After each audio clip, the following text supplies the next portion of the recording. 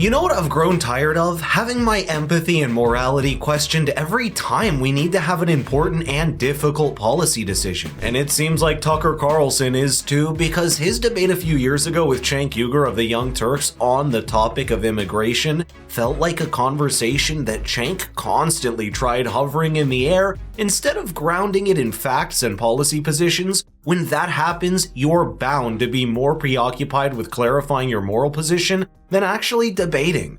However, there's a few standout moments from this conversation that you absolutely cannot miss, so let's get into it. Our law says that you need permission to come into this country, and that is the law of every country that is a country.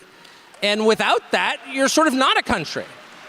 So, I mean, you could ask the obvious question, which is, there are an awful lot of poor people around the world. Does everyone have a right to come here and go on Medicaid? I don't know. I mean, if you think so, let's, speak slowly so I can understand, and let's talk it through. And tell me why. Where does that obligation come from exactly? Is it written in the Constitution? Is it in the Bible? What exactly are you saying? But you're not hearing that. Instead, you're hearing an awful lot of the kind of moral bullying that has come to characterize all of our political conversations. I feel like the debate around immigration too often gets hijacked by the lack of a vital distinction, and that's legal versus illegal immigration. Right now, the United States compromises nearly 14% of its population as foreign-born immigrants, who are screened and welcomed into the country because they bring value. That's a completely separate debate to the 3% or 10 million people in America residing there as undocumented illegal immigrants. And Cenk is perhaps one of the loudest pro-immigration voices that conflate the two sides and wrap it in some notion of compassion that leaves the other side stumped. In fact, one of the clearest examples of this conflation came back in 2022 when Cenk Uygur called for the processing of undocumented migrants to be paid for by everyone in the country? Not just that, there's also a massive conflation often between what is considered immigration versus asylum. Tucker Carlson is quick to point out that the criteria for that isn't decided by blind virtue, but by considering the impact of it on the American people that the government first owes its duty to. Tucker, I don't want you to take this the wrong way. I'm not trying to compare you or Fox News or anybody to this. I'm just giving an extreme example of what happens when you don't listen to people. So we've done that in the past. In the 1930s and 40s, Jews came here on boats asking for asylum, and we sent them back. And one particular ship that came to Florida that was sent back, 25% of those people were murdered in a concentration camp. And God knows what happened to the other 75%.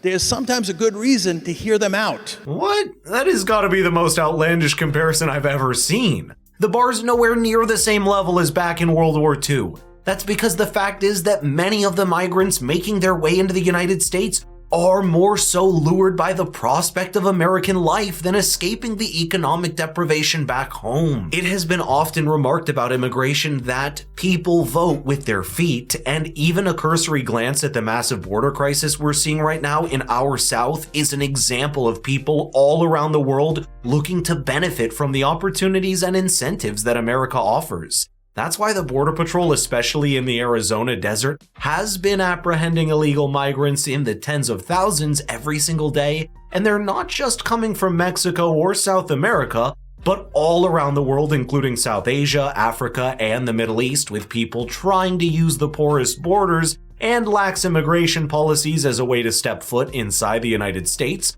whether legally or illegally. So no, the idea that there's remotely anything similar between the Germany of the 1940s to today's rest of the world as far away as India and Nepal just does not hold water as an argument. And think about it, if the bar for allowing immigration from around the world was that life is tougher for those places than the United States, then that opens up a Pandora's box that no one can close. I would say, look, if I have one criticism of Americans is they haven't traveled enough. And I know you have traveled a lot, and one thing you learn when you travel is there are a lot of really hurting parts of the world. So nothing that is happening in Guatemala right now, or Honduras or Salvador, is unique to those countries, or even to Central America, Latin America, or even this hemisphere. That kind of thing is happening all over the world, where for a bunch of different reasons, most of them political, millions upon millions, billions in fact, of people are suffering and desperate. And of course, my heart goes out to all of them. The question is, what duty does the U.S. government have to them? And I would argue it doesn't have a duty to them.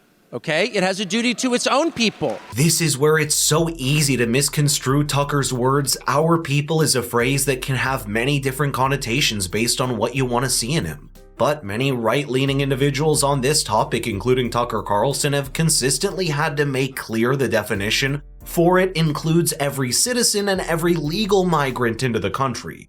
Too often a conversation like this devolves into talking about race or xenophobia, and I believe it should never take on that context. When you connect the topic of immigration to something like the economy, it's also best to proceed with caution. But despite that, there are some statistics that point to the idea that a larger wave of migration does bring in a fall in average wages in the country due to the lower labor cost of the incoming migrants. Now, according to an estimate, the US labor market shows a wage elasticity of minus 0.2%, which means that if the migrant population increased by 10% from its current number, it could bring about a fall in average wages by around 2%. These are statistics that are obviously contested by economists on different ends of the political spectrum, but the mere idea that mass migration has an impact on the economy and welfare systems of the host state are still accepted as fact. It's just basic logic. Recognizing that is the start of a more sophisticated policy discussion that people like Cenk Uygur should perhaps have. If you bring this up, everyone wants to make a race question out of it. You don't like them because they're different. Oh, please. There's nothing to do with that. It has everything to do with what kind of country you want to live in. Do you want to live in a country where people with very little economic power have even less? Then open the doors, and that's what you'll get. This is a country, and this is not a cliche, it's true. This is a country made of immigrants. I'm an immigrant, and I came in a legal way. So, and I want to support that, and I think that that's not a matter of doing me a favor. It's not a matter of doing someone from Honduras a favor. It's a matter of what is best for the country. And I think immigrants have built this country, whether they were Italian, Irish, Chinese, Jewish, and Mexican. Yes, they have built this country. That part by Cenk is actually true. Immigrants from around the world have helped build this country, and that includes people from all walks of life and professions that have brought their skills to the land of opportunity and made a combination that no other country in the world has. When you look at a lot of the people that even criticize the border crisis and illegal migration, they'll admit the massive benefit that migrants and high-skilled labor has brought to this country. That includes not just Tucker Carlson, but also people like Ben Shapiro that have talked about creating a brain drain to the United States so we can benefit from the best minds from all around the world. And that's why I said in the beginning that it's so important to separate the conversation around immigration to legal versus illegal and clarify the bar for who can come in on the basis of asylum. Doing that is the first step toward a more productive discussion that actually ends with a policy position we can voice instead of shouting down and seeing the worst in each other over the issue.